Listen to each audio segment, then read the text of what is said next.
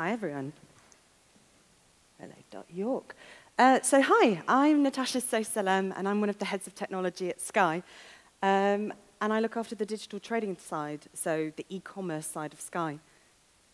And I'm coming to talk to you here about pipeline of talent. So show of hands, where you work at the moment in your companies and your organizations, put your hands up if hiring new talent is a problem for you right now in tech. So a decent few people here. So I've got a lot of experience in this. Previously at the BBC, we hired a whole new team of people to move into our new offices in Salford at Media City. So I was effectively the first sort of employee in BBC Sport Digital when it was hired up in Manchester. And then we'd hired a team of about 80 people within the space of a year. I got recruited by Sky, and it was a very similar thing. I was employee 1 of the new digital trading tribe in Leeds. And by the end of the year, I had 80 people, and now I have a team of about 110 people. So I know a little bit about gaining talent, and it isn't easy. So my talk's a little bit about kind of different ways that you can approach the topic. I am the most verbose person. I talk in my sleep, right? So if I rattle through things, I'm really going to hang about, so please come and grab me on any of these topics right now. So you can quiz me on this to see if I don't talk about all of these things, but these are the areas that I think are key for recruiting new talent and different ways to approach it. So pop quiz, does anybody know what a BHAG is? Go on, shout it out. Big, hairy, audacious goal. We're going to find out about how hairy it is later on, you know, thrilling stuff. Good people recommend good people. It is so Ron Seal, I shouldn't really be talking about it, but it's so true. And I cannot stress how many organizations do not do this. You hire a good person, they usually have great people that they work with in their past, that they're friends with, that they can recommend in. A recruitment agent will charge you a minimum of, I think, £4,000 onwards to place somebody in an organization, going up to £10,000, £11,000 based on salary. Giving your staff member £500, £1,000 for recommending somebody in, 9 times out of 10, they'll only recommend somebody great in because it's their reputation on the line too. If I've recommended people in, and if they're no good, I perceive that it's going to feel bad on me, or look bad on me, I should say. So it makes people happy. Your employee gets quids in their pocket that they will obviously split with the person they've placed. But it's a really great way of getting people that are trusted into your organization. Boot camps. So one of the estates that we brought up from London to Leeds was built in Ruby. And I'm assured that apparently down south, Ruby is a very popular language. Lots of people develop in Ruby. And up north, it isn't the case in Leeds. Leeds has a very small Ruby development population. And we had a bit of a problem. We had to hire a ton of Ruby devs, and they just did not exist in Leeds.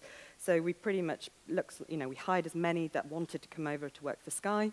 We looked internationally, but we had a problem. And every week, every month, it was costing us time because we needed to innovate. We're a big company. We've got a lot of competitors. Every time we're slowing down on our innovation, we're at risk of losing out. So we put that on its head and thought, gosh, there's so many developers out there who probably learn a different language. Like I'm with David, I used to code in Flash, obviously a really useful skill nowadays. And so we put an ad out and said, look, are you a software developer out there who is knowledgeable in a language which maybe isn't as popular, or you can't find a role, or you're actually just really interested in cross-training into a language like Ruby? We will hire you. What we're looking for are people who actually have a really good understanding of CS, of OO, lots of acronyms here, but that they understand good code quality, understand things like BDD, TDD, behavioral-driven design, test-driven development, and if they had those things, we felt we could, after 2 months, train them into Ruby. And it was a great success. And we, after about 2 months, paired them up with existing Ruby developers, and we solved our problem. And not only did we solve our problem, we created this big ecosphere of Ruby devs that didn't exist in the Leeds region before. Conferences are great to exhibit at, and I cannot stress how amazing .York is, and if you work at an organization, please tell people to sponsor .York next year. Ka-ching, can I have an extra minute of time? But I cannot stress how amazing local meetups are. Meetups happen, I mean, this is just in Leeds right now, every month, every quarter. To sponsor a meetup will cost you as little as £100 to £1,000. People who go to these meetups are people who are really interested in these areas. So if you're looking for Agile Scrum Masters, I would say, well, you've got more chance of sponsoring Agile in Leeds or Agile Yorkshire. You've got people who live in the region, who live, breathe this stuff, and they go to these meetups. I run Leeds Digital, which is a Twitter channel, and I tweet about all of these meetups that happen each month. So there's so many that go on. But again, what's what we did at Sky? We sponsored these meetups, and we effectively got the word out that we were looking. But also, host your own meetups. That's one of the other things we did at Sky, is we wanted people to come to our offices, see what it was like, meet people that, work there. And so we started hosting our own meetups in our offices. As it turns out, still to this day, Leeds doesn't have a mobile developers meetup. There's one in Manchester, but not one in Leeds. So we set one up. We got our own speakers, but we also got external speakers in.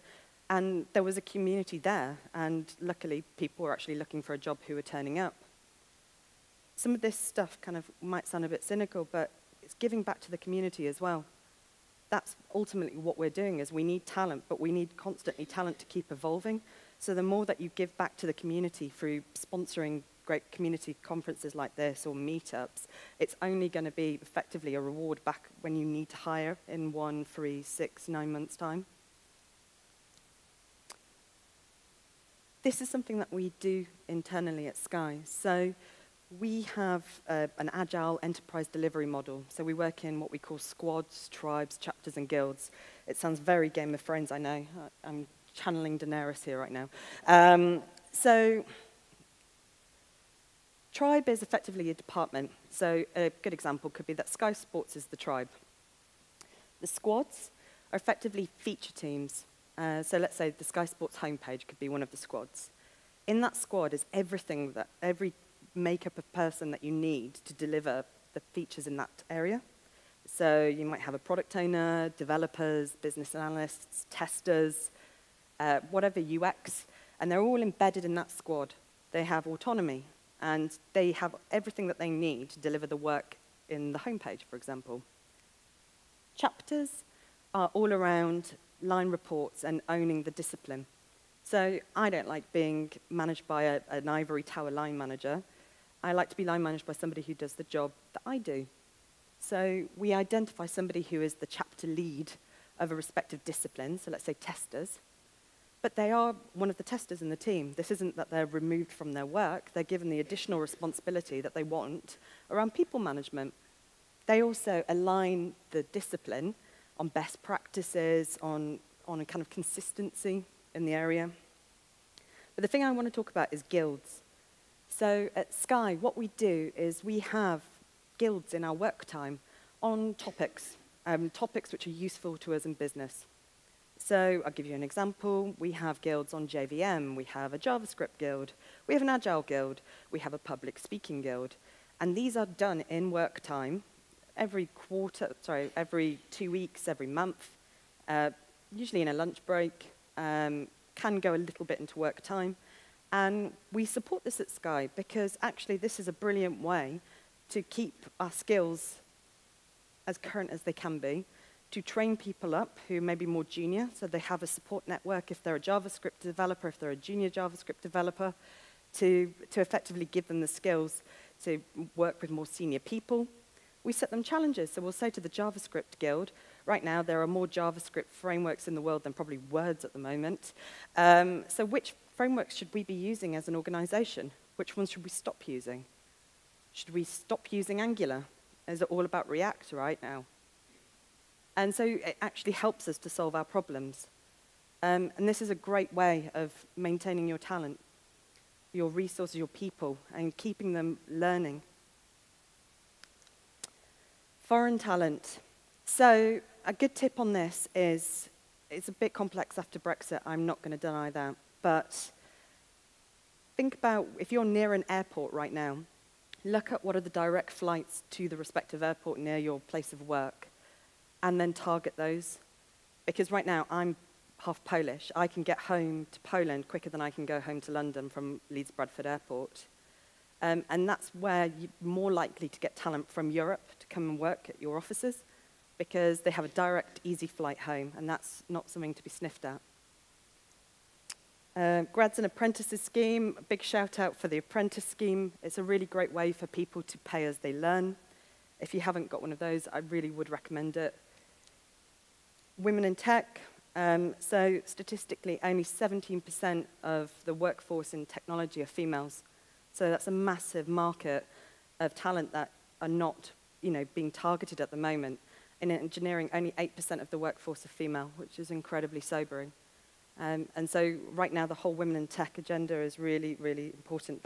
And we do offer a Get Into Tech scheme. So we offer a completely free coding course for women for 3 months in Leeds and London, where we train women up in JavaScript and PHP. And off the back of that, we've had 7 women kind of go into software development after going into our academy afterwards, and 17 in London. And it's because the opportunities weren't there previously when they were starting their careers. And then finally, just to end, it's about hearts and minds. At Sky, we came out with a vision. We said, look, we wanted to build the best world-class center for software engineering in the North. And that's what we were targeting. And we wanted it to be cutting edge. We wanted cutting edge offices. We wanted to be an agile powerhouse of how we wanted to work. And we told people that vision. And that's where the big, hairy, audacious goal comes in. That's the thing that gets me to, go to join new companies. What are you trying to do? How am I going to be part of your vision? Why should I follow you on this path? What is this path that you're striving towards? I can tell you right now, I've worked at places where I've taken a pay cut to work there because their BHAG was so interesting, and I wanted to be part of that ride. So when you're writing job descriptions, when you're meeting talent, you have to convince them about your BHAG. Why should they invest their time working for you? You spend more time at work than you do at home. So really genuinely think about that hearts and minds piece. And that's not just for new employees, that's for your existing staff. That's how people stay, because they feel valued and they feel like the work that they're doing is valuable. So take a leap, and that's me done. Thank you very much.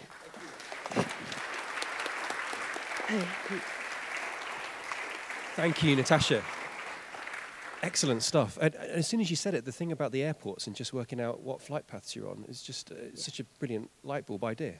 Yeah, and I think it is, like I said, with Brexit, it is difficult, but when you actually understand that it's not that far away. I mean, my family are in Gdynia in the north of Poland, and it is like 2 hours 15 to go back. So we would target conferences and meetups which are taking place in those cities to kind of say, look, if people were wanting to come over to the UK, it isn't actually as scary as one might think, because you know, obviously family's important.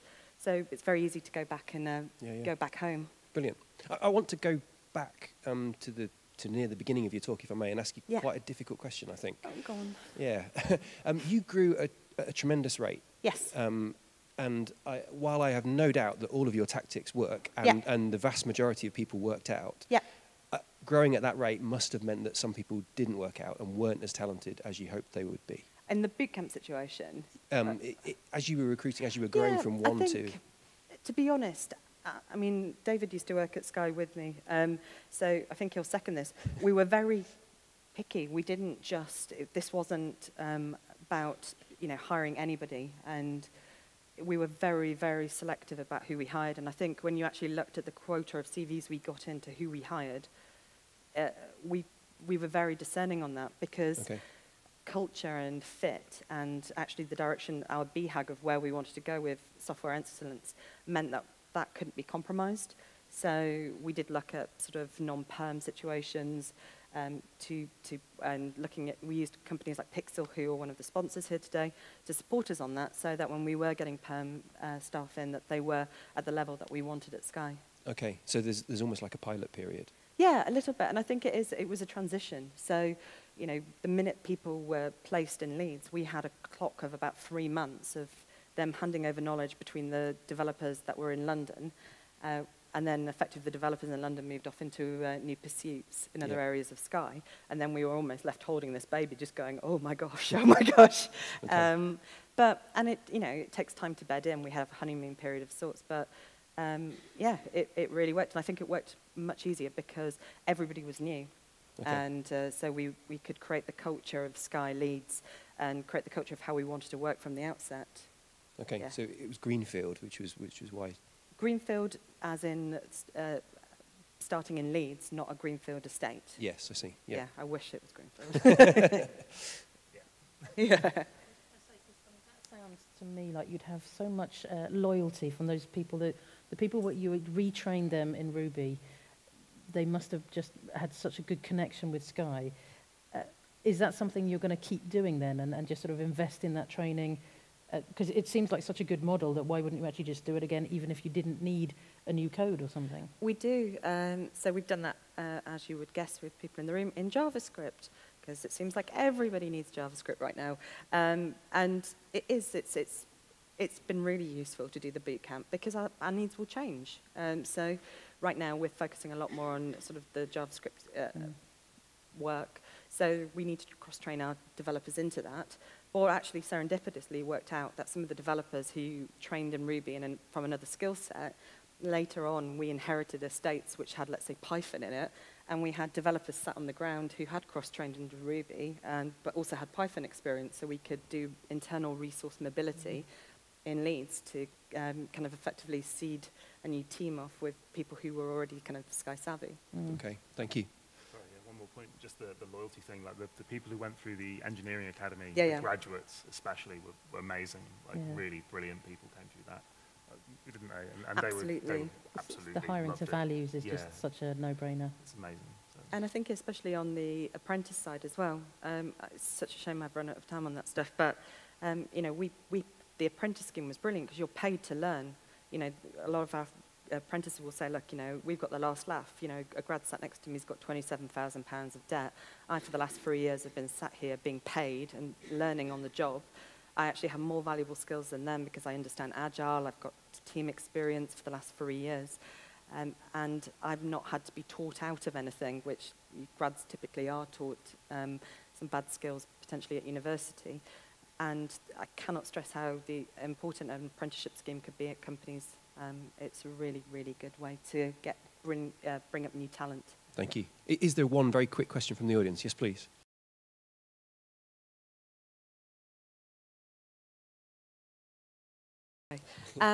So at Sky, one of the key things that we try and do now is you can refer somebody into the scheme, but it doesn't guarantee anything. It doesn't even guarantee they might get shortlisted. We aim to have 50-50 shortlists for new roles, because if shortlists are just lots of men, then the dial isn't going to change. And I think that's incredibly important to do that.